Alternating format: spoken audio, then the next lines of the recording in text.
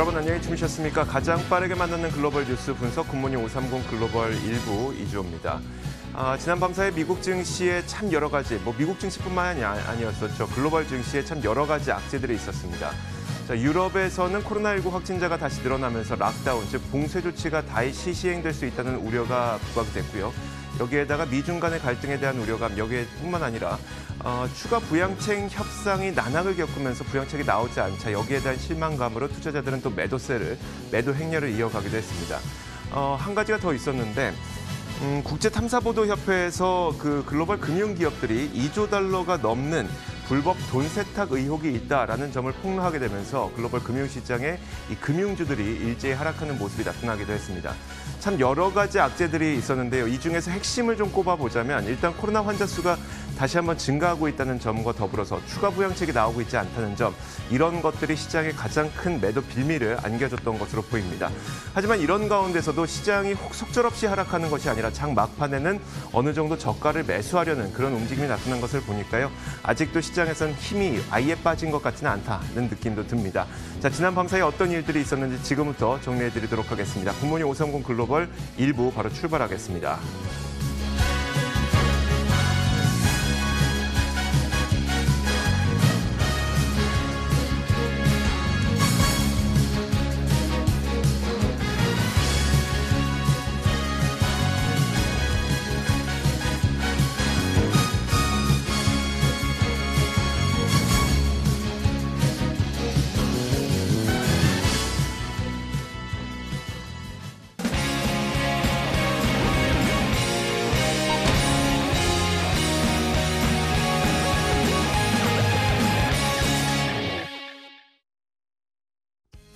자, 미국 증시 마감 동향부터 확인하겠습니다. 클로징 벨 나옵니다. 장혜진 앵커 3대 지수가 어떻게 마감됐을까요? 네, 현지 시간 21일 미국 3대 지수는 일제히 하락한 채 마감을 했습니다. 전반적으로는 코로나19 재확산에 따른 유럽 지역의 봉쇄 강화 움직임에 대한 우려와 또 부양책에 대한 불확실성, 그리고 주요 글로벌 은행들의 불법 자금 거래 논란에 따른 은행주의 부진한 흐름이 이날 지수를 끌어내린 모습이었는데요. 이달에만 다우 지수는 벌써 5% 가까이 하락을 했고 4거래일 연속 하락한 나스닥과 S&P 500 지수가 각각 9%, 6% 가까이 빠지면서 상당히 흔들리는 모습을 9월 내내 보여주고 있습니다. 왜 이렇게 시장은 주춤하고 있을까요? 며칠 전에도 기사를 통해서 관련 소식을 전해드렸었는데 이날만큼은 유럽에서 코로나19 재확산세가 빠른 속도로 퍼지면서 재봉쇄 움직임이 다시 한번 나타나고 있습니다. 스페인이 봉쇄 조치를 일부 강화했고 영국도 2주간 술집과 식당 등의 영업을 제한하는 조치를 취할 수 있다는 전망들이 재개가 되고 있는 상황인데요. 전문가들은 날씨가 추워지면서 코로나19 사례는 앞으로 더 늘어날 것으로 보이고 이에 따라 경기 회복에도 제동이 걸릴 것이란 분석을 내놓고 있습니다. 코로나19 재확산이 다시 또 시장의 부담 요인으로 작용한 가운데 이날은 JP모건 체이스를 비롯해서 글로벌 주요 은행들의 대규모 불법 자금 이체에 대한 논란이 불거지면서 개장 전부터 좋지 않은 흐름을 이어갔던 은행주들이 이날 급락하면서 지수에 하방 압력을 가했습니다.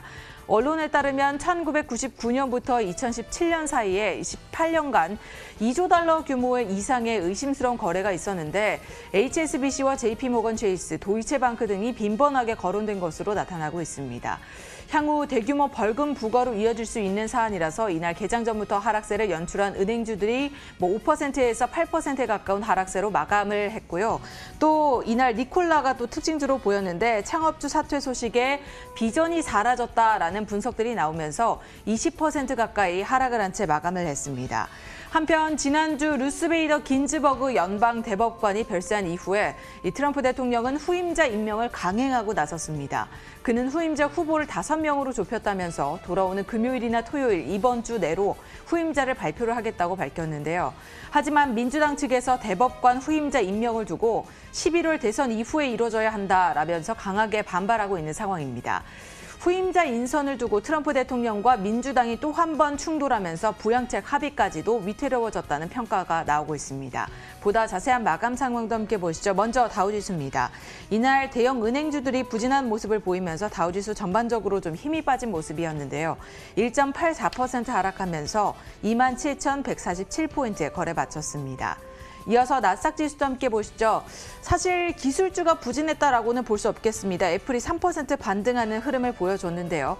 이날 나스닥 역시 초반에는 좀 흔들렸지만 막판에 이 낙폭을 모두 줄여가면서 0.13% 소폭 하락한 채 마감을 했습니다. 1778포인트에 거래 마친 모습입니다. 마지막으로 S&P 500 지수입니다. 이날 1% 넘게 1.16% 빠지면서 3,282포인트에 하락했고요. 4거래일 연속 S&P 500 지수 하락세를 이어가고 있습니다. 이렇게 3대 지수는 일제 하락한 채 마감을 했습니다. 사실 상당히 좋지 않은 모습을 이날도 보여줬는데요. 상품 시장은 어땠을까요? 자, 상품 선물 시장도 마찬가지였습니다. 먼저 국제 유가부터 볼 텐데요. 국제 유가는 지난 밤 사이에 거의 4% 넘는 낙폭을 보이기도 했습니다. 현재는 선물 시장에서 약 3.5% 정도 하락하고 있습니다. 자, 몇 가지 유가에도 악재가 있었습니다. 유럽에서 코로나19가 확산되고 있다는 점, 또 이것이 연장선상에서 유럽의 경제 봉쇄 조치가 나타날 수 있다는 점, 이런 것들은 당연히 유가의, 그러니까 원유의 수요를 줄이는 요인이 될 수밖에 없겠죠. 그러다 보니까 악재로 작용을 했고, 또 한 가지가 리비아가 최근 들어서 원유 생산을 재개한다는 소식을 계속 내놓고 있습니다. 그러다 보니까 이것 역시 유가의 하락 요인으로 작용을 했습니다. WTI 가격은 지난 밤 사이에 3.5% 하락해서 39.65달러에 현재 선물 시장에서 거래되고 있습니다. 지난 밤 사이에는 금값도 역시 동반 하락하는 모습이 나타났었는데요. 주가가 하락을 하게 되면 뭐 안전자산에 대한 선호 심리로 금값이 오를 법도 하겠지만, 이 금값의 경우에는 최근 달러 강세가 좀 나타나고 있고요. 여기에다가 추가 부양책이 나오고 있지 않다 보니까 오히려 금값도 동반 하락하는 모습이 나타나고 있습니다. 금값도 지난 밤 사이 2% 넘게 빠졌습니다. 장중한 때 1,900달러 선을 붕괴하기도 하는 모습이 나타났었는데, 1,900달러를 붕괴되자마자 바로 또 조금씩 매수하는 움직임이 나타났었고요. 결국은 현재 선물시장에서 1,918달러 선을 기록하고 있습니다. 자, 달러가 어느 정도 반등했는지 살펴보도록 하겠습니다. 꽤 큰 반등을 보였습니다. 0.67% 올라서요. 93.5까지 올라선 채 마감이 거래가 되고 있고, 자, 이어서 국채 금리도 한번 살펴보도록 하겠습니다. 자, 코로나 확산에 대한 우려, 그리고 추가 부양책이 나오고 있지 않다는 점, 이런 것들은 당연히 국채 금리를 하락시키는 요인이겠죠. 자, 지난 밤 사이에 0.03% 내렸습니다. 0.671%에 현재 움직이고 있습니다. 자, 이렇게 상품 선물 시장 살펴봤습니다. 글로벌 외신 확인하겠습니다.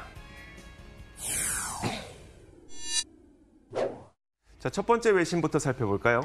네, 최근 투자자들이 기술주에 대한 다양한 의견들을 보이고 있습니다.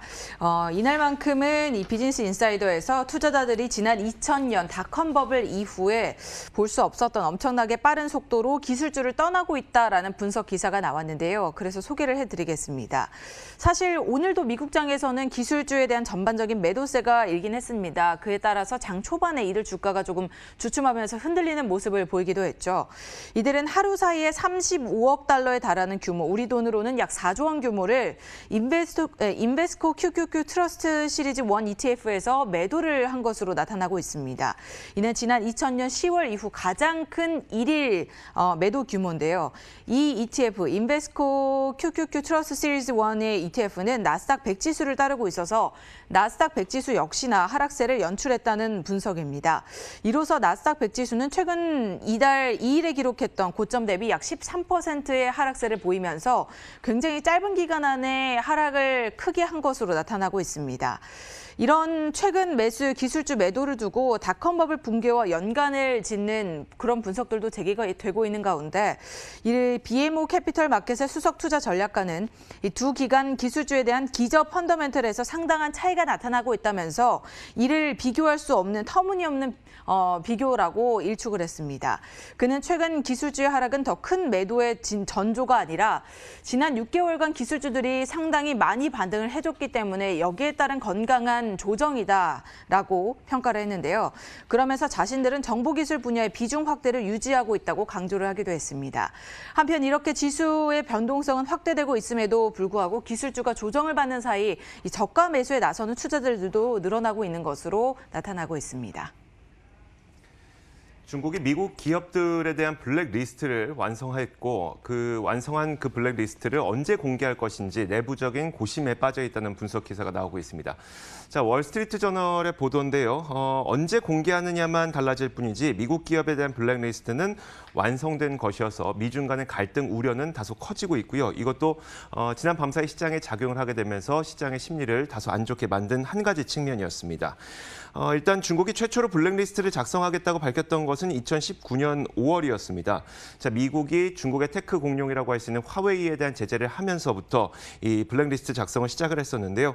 하지만 그 이후에 미중 무역 협상이 좀 진전을 보이고 또 올해 1월에는 1단계 무역 협상이 이루어지게 되면서 어떤 기업을 리스트에 올렸는지는 구체적으로 중국 측에서도 공개하지 않았습니다. 그만큼 미중 갈등에 대한 우려를 좀 크게 만들고 싶지 않다는 중국의 심리도 반영된 것이겠죠.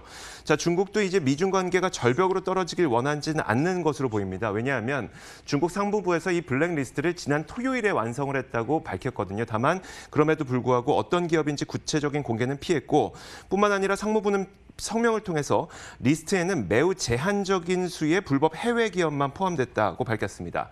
또 월스트리트 저널의 보도에 따르면 류허 부총리를 포함해 이 몇몇 관료들도 리스트 공개가 미중 관계를 크게 악화시킬 수 있다면서 리스트 공개를 대선 이후에 해야 한다라는 의견을 내비친 것으로 나타났습니다. 네, 다음으로 종목 소식 이어갑니다. 이날의 특징주로도 꼽을 수 있는 니콜라와 관련된 분석 기사인데요. 최근 몇 달간 스펙스, 그러니까 Special Purpose Acquisition Company, 기업 인수 목적 회사와 전기차 회사 그리고 개인 투자자 증가가 월가를 사로잡았었죠. 이들 모두 과장된 성공이라고 진단할 만큼 지나치게 긍정적인 결과들이 나타나서 좀 우려하는 그런 부분들도 있었는데 특히 미국 주식 초보자들, 주린이라고 불릴 수 있는 미국 주식 주린이들이 시장으로 어마어마하게 유입이 되는데 이것이 거품의 징조였다는 그런 분석이 제기가 되고 있습니다. 이 가운데서도 이 아까 제시했던 위 세 가지를 한 번에 묶을 수 있는 사건이 바로 니콜라 사건이라는 겁니다. 첫 번째로는 최근 GM과 니콜라가 파트너십을 맺었죠. 이 GM이 니콜라 주식의 11%를 취득하겠다라고 밝혔는데 이에 따라서 2022년 말부터는 니콜라 연료전지 전기차 배럴을 생산할 예정이었습니다. 그리고 아까 두 번째로 제시를 했던 게 전기차였죠. 전기차, 구체적으로는 니콜라는 전기차 트럭 업체고요. 트럭 제조 회사고요. 그다음에 세 번째로는 개인 투자자의 막대한 유입이라고 했었는데 니콜라 주가가 큰 변동성을 보이면서 많은 주린이들이 몰렸다고 합니다. 지난 5월 초에 13달러에서 출발한 이 주가가 6월 들어서 94달러까지 올랐으니까요. 상당히 큰 폭의 폭등세를 보이기도 했습니다. 이렇게 지난 몇 달간 좋은 흐름을 이어가던 니콜라가 최근 이 공매도 사건에 휘말리면서 굉장히 시장이 발칵 뒤집혔었죠.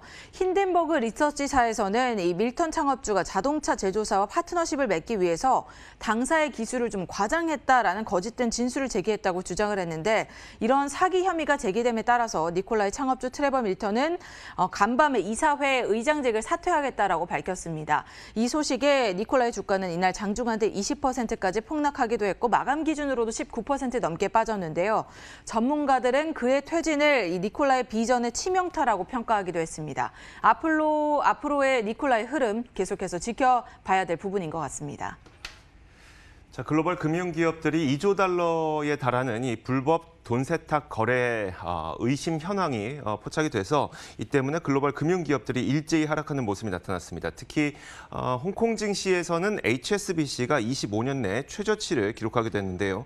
자, 온라인 매체 버즈피드와 국제탐사보도협회가 분석했습니다. 1999년부터 2017년 사이에 글로벌 금융기업들의 거래 내역을 분석해 본 결과 약 2,100여 건에 달하는 불법 의심 거래가 포착이 됐는데요. 금액 규모로는 2조 달러에 육박한다고 합니다. 자, 그 의심되는 거래를 했던 기업으로는 JP모건이라든지 HSBC, 도이체방크, 뱅크 오브 뉴욕 멜론 이런 기업들이 이름을 올렸고요. 이 문서에서 버즈피드는 이런 불법 의심 거래를 막을 수 있었지만 대부분 거래를 그냥 하면서 수수료를 챙겼다라고 지적을 했습니다.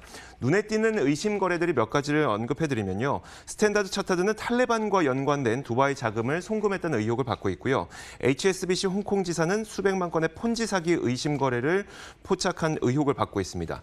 자, 이 외에도 도쿄올림픽 유치를 위한 검은 돈이 살포된 정황이라든지 러시아 대통령 측근과 북한 관련 자금을 세탁했던 정황 이런 것들이 은행주, 금융주들의 주가를 일제히 하락시켰습니다.